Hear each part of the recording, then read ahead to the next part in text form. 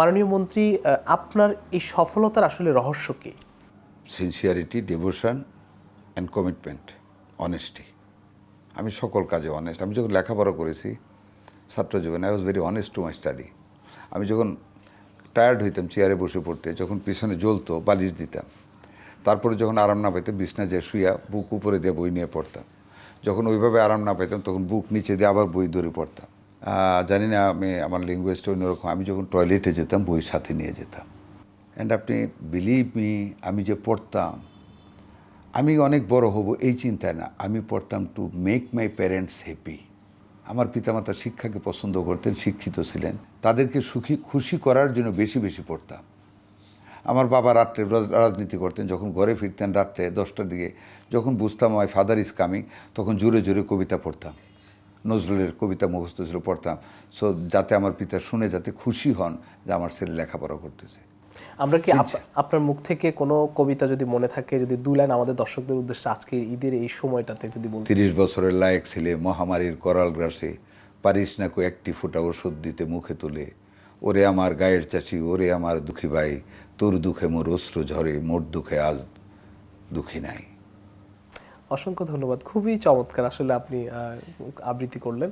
আমরা একটু ভাবির সঙ্গে আপনার পরিচয়, প্রণয়, এটি নিয়ে যদি কোনো স্মৃতি আপনি বলতে চান আমাদের দর্শকদের। একেবারে পার্সোনাল ম্যাটার। দেখেন, আমি লেখাপড়া বললাম তো, লেখাপড়া খুব সিনসিয়ার ছিলাম, দুষ্টামি করার চিন্তা করতাম না কোনো সময়। আমরা তো কো এডুকেশন লেখাপড়া করেছি, but I was not involved in any bad affairs or good affairs. আমার ওয়াইফ আমার আত্মীয় হতেন, সুন্দরী মহিলা। তো মানে আমি মাস্টার্স পাস করার পরে we made a love mutually. আমাদের একজনকে আরেকজন পছন্দ করতাম। তা থেকে মাস 3 একটা প্রেম ছিল, 3 মাস পরে বিয়ে করে ফেলি। এটাই, খুব লম্বা, খুব ইতিহাস নেই। অল্প টাইম আমরা প্রেম করেছি, তারপরে বিয়ে করেছি। ভালোবাসতাম একজন আরেকজন। খুবই চমৎকার। আপনার জীবনের যদি কোনো কঠিন কোনো মুহূর্ত বা দুঃখের মুহূর্ত যদি শেয়ার করতে চান। দুঃখের না, খুব এক্সাইটেড কঠিন মুহূর্ত আমার মুক্তিযুদ্ধ। 1971-এর 14ই ডিসেম্বর, আমরা তার 1 মাস আগে আমরা এলাকায় ফিরছি, বর্ডারে যুদ্ধ করে। I was fighting in Belonia সীমান্তে ছিলাম। বিলোনিয়া সীমান্তে আমরা করেছি, মানে কসবাতে কিছুদিন ছিলাম। তারপর এলাকায় যখন ভিতরে ঢুকি, যে আমরা উই হ্যাড হান্স যে আমরা স্বাধীন হয়ে যাচ্ছি। 14ই ডিসেম্বরে প্রায় 300-এর উপরে পাকিস্তান আর্মি ভৈরব থেকে তারা বাই রোড কিছু নদীপথে এসে তারা আমার বনহরদির উপর দিয়ে আসতেছে খবর পেলাম। এই খবর পেতে পেতে ভাবতে ভাবতে আমার ট্রুপ, আমি 90 সদস্য বিশিষ্ট গ্রুপের কমান্ডার ছিলাম। আমার অটোমেটিক মেশিন গান ছিল, মর্টার ছিল, গ্রেনেড ছিল। যখন শুনলাম আমার বাড়ি থেকে 3 কিলোমিটার দূরে বরচাপা নামক একটা স্থানে তারা এসে পড়েছে, তখন আমি দেখলাম তাদের বিরুদ্ধে আমি অ্যাম্বুশ করব। আমার গ্রুপ তখন স্কেটার্ড বিভিন্ন জায়গায়। আমার এলএমজি ম্যান একজন ছিল, তাকে নিয়ে আমি দৌড়াতে শুরু করলাম। একটা স্টেন গান, একটা এলএমজি, একটা গ্রেনেড নিয়ে আমি দৌড়ে মনোহরদি হেডকোয়ার্টারে প্রাণেশ বাবু করে একজন হিন্দু ভদ্রলোকের ভাঙ্গা বাড়ি ছিল, কোঠাঘর মাটির, গিয়ে দেখলাম এতটুক ভাঙ্গা, এটার নিচে আমি এলএমজি নিয়ে শুয়ে পড়লাম। আমার থেকে ধরেন 500 গজ দূরে সুইস একটা মানে সুইস গেট আছে নদীর, মনোহরদি হেডকোয়ার্টার থানার 200 গজের ভিতরে। এই দিক দিয়ে পার হবে আর্মি। আমি ঠিক 500 গজ দূরে তাদের আমি অ্যাম্বুশ নিলাম। ডাইনি দিয়ে একটা রোড আছে, আমি কিন্তু ভাবি নাই যে এই রোড দিয়ে যদি আমি গুলি করার পরে আর্মি আসে আমার যে মেরে ফেলবে। I did not think like that. মানে দেশপ্রেম and commitment to my duty, যে ওদেরকে আহত করতে হবে, মারতে হবে, সারেন্ডার করাতে হবে, পাগলের মতন যে ওখানে শুয়ে পড়েছি। যেই মুহূর্তে তারা সুইচ গেটের উপরে আসে, I started firing chain machine gun থেকে অন্তত কয়েকশো রাউন্ড গুলি ফেলছে, ধাম ধাম তারাও পড়তেছে। তখন আমার ডাইনে আমি বলছি খালি রাস্তাটা কাভার করো আমার সেকেন্ড ম্যানকে। সে স্টেন গান দিয়ে ব্রাশ ফায়ার করতেছে ডাইন সাইডে, যাতে এই দিক দিয়ে না ঢুকতে পারে। কিন্তু স্টেন গানে কিন্তু ওদেরকে বিরত করতে পারতো না। যদি তারা চাইতো যে এখানে এইদিকে আসার জন্য, তারা তো গুলি থেকে বুঝে কোত্থেকে গুলিটা হচ্ছে। That was a very hard time for my life. এটা আমার ছিল। এবং সেখানে 5 জনকে হত্যা করেছিলাম, তারা সারেন্ডার করে নেয় আমার কাছে। পিছু দাওয়া করতে করতে ঘোড়াশালে এসে তারা শিবপুরের মুক্তিবাহিনীর কাছে তারা সারেন্ডার করেছিল। এটা একটা কঠিন সময়। আর একটা কঠিন সময় আমার ছিল, এখনও চোখ দিয়ে পানি আসবে। আমি যেদিন মুক্তিযুদ্ধে যাই ইন্ডিয়াতে, আমার মা বিধবা, যখন রওনা হয়েছে আমার মা বুকে জড়িয়ে ধরে কাঁদতে আরম্ভ করলো না যাওয়ার জন্য। আমি আমার মাকে বলেছিলাম, মা, কেউ যদি না যায় দেশটা কারা স্বাধীন করবে? মায়ের চোখের পানি মুছে দিয়ে নিজের চোখে পানি নিয়ে যাত্রা শুরু করেছিলাম সেই that was a very emotional time for me. খুব ইমোশনাল সময়।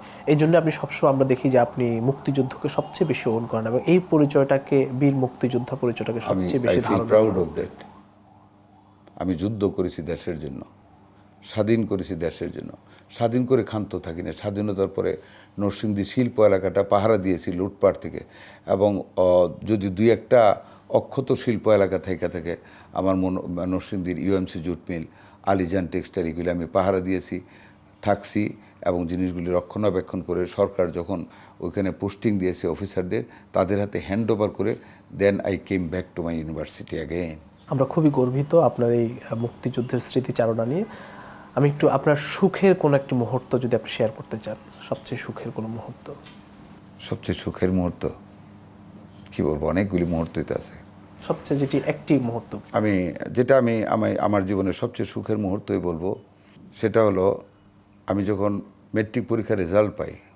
আপনি জানেন হিউম্যানিটিস গ্রুপে তখন ফার্স্ট ডিভিশন পাওয়া বা মেরিট লিস্টে থাকা খুব কঠিন ব্যাপার। আর্টস থেকে ফার্স্ট ডিভিশন পাওয়া was a very tough job. আমি যখন খবর পেয়েছিলাম যে আমি ফার্স্ট ডিভিশন পেয়েছি and my position was 21 merit লিস্টে, I was extremely happy. My father আমাকে বুকে জড়ায়, উনি রেজাল্টটা নিয়ে আসছিলেন, বুকে জড়ায় ধরে আমাকে আদর করতেছিলেন। তখন দেখতে আসছিল লোকজন আমাকে নিয়ে, উনি ইউনিয়ন পরিষদের চেয়ারম্যান ছিলেন, পাশে বসিয়ে রাখছেন অন্যান্য চেয়ারম্যানরা আমাকে দেখতে আসতেন যে কোন ছেলেটা ফার্স্ট ডিভিশন পেয়েছে। That was really happy moment for me. খুবই চমৎকার মুহূর্ত আসলে, এটি আসলে ভুলবার নয় কখনো, জীবনের প্রথম cannot জীবনের forget that সফলতা। 47 জন ফার্স্ট ডিভিশন পেয়েছিল ঢাকা বোর্ড থেকে, I was one of them, only 47। আপনার জীবনে এখন আর অপূর্ণতা কি আছে বা স্বপ্ন কি আছে যদি বলতেন? আমার জীবনে কোনো অপূর্ণতা নেই, একটা স্বপ্ন আছে। আমি যদি সততার সাথে যে কমিটমেন্ট আমার মাননীয় প্রধানমন্ত্রীর to make the public health care available the door step of the people, মানুষের দৌড়গড়ে স্বাস্থ্যসেবা নিয়ে যাওয়া, আমি যেদিন সেইটা করতে পারবো আমি তখনই ক্ষান্ত হব, তখনই শান্ত হব যে আমি পেরেছি। মাননীয় মন্ত্রী, স্বাস্থ্য সেক্টর নিয়ে আমার সর্বশেষ প্রশ্ন। স্বাস্থ্য সেক্টরে আমরা গত 15 বছর 16 বছর দেখেছি যে সিন্ডিকেটের কবলে মুখ থুবড়ে পড়েছিল স্বাস্থ্যসেবা। এই স্বাস্থ্যসেবাকে সিন্ডিকেটের কবল থেকে কতটা মুক্ত করতে পারবেন? দেখেন, কাদের মধ্যে সিন্ডিকেট ওটা আমি জানি না, বলতে পারবো না। তবে একটা জিনিস আপনি দেখেছেন, আমরা যেমন হসপিটালগুলিতে ট্রলি বিক্রি হয়, সিট বিক্রি হয়, আমরা কিন্তু ডিজিএফআই, র্যাব, এনএসআই আমরা কিন্তু সব লাগিয়েছি, এবং এর মধ্যে আপনারা নিশ্চয়ই জানেন সোহরাওয়ার্দীতে 10-12 জন দালালকে গ্রেফতার করা হয়েছে। এখন খুব একটা আই ডো নট ফিল যে কোনো সিন্ডিকেট আছে। কিছু কিছু হসপিটালে যেগুলো আমরা কিন্তু সমস্ত গোয়েন্দা কাজকর্ম করতেছি বন্ধ করার জন্য, আশা করি আপনারা স্বীকার করবেন বা খবর নেবেন, অনেকটা বন্ধ হয়ে আসতেছে। নিয়মানুবর্তিতা বৃদ্ধি পাচ্ছে। ওষুধে যেমন আপনারা দেখেন কয়েকদিন আগে অ্যান্টি রেবিস ভ্যাকসিনের একটা অভাব হয়ে মিছিল হইতেছিল মানুষের মধ্যে। আমি রাত্রে রাশ করেছি মহাখালীতে, ওই যেটা সংক্রামক ব্যাধি হসপিটালে। কি হয়েছে, ওয়ার্ল্ড ব্যাংকের একটা ক্লজের কারণে মাল কিনতে পারেনি, টেন্ডার করতে পারেনি, যে কারণে 21 দিনের মতো একটা গ্যাপ হয়েছে। ডেলি রুগীরা কিন্তু বাইরে কিনতে পায় রুগীরা। আমাদের দেশে একটা মাত্র কোম্পানি এটা প্রডিউস করে, দ্যাট ইজ ইনসেপ্টা। গিয়ে দেখলাম এই অবস্থা, ইমার্জেন্সি মিটিং কল করলাম, ইনসেপ্টার সাথে কথা বললাম, তাদেরকে অনুরোধ করলাম, and I am thankful to Incepta group যে ওনারা আমাদেরকে এগিয়ে আসলাম। আমরা আমাদের মন্ত্রণালয়ের যে ক্যাশ ক্ষমতা যেটুকু আছে ওই টাকা থেকে, ইনসেপ্টা থেকে আমরা ন্যায্য মূল্যে সেটা প্রত্যেক ইউএইচএফপিওরা এবং আমাদের যে সংক্রামক ব্যাধি এখানে তাদেরকে অথরিটি দিলাম, দে হ্যাভ বট ইট, এবং আমরা আলহামদুলিল্লাহ আমরা সাকসেসফুলি এটা মিট আপ করতে পেরেছি। এখন কোনো ক্রাইসিস নেই, ভ্যাকসিন পাচ্ছে, রেগুলার ভ্যাকসিন পাচ্ছে।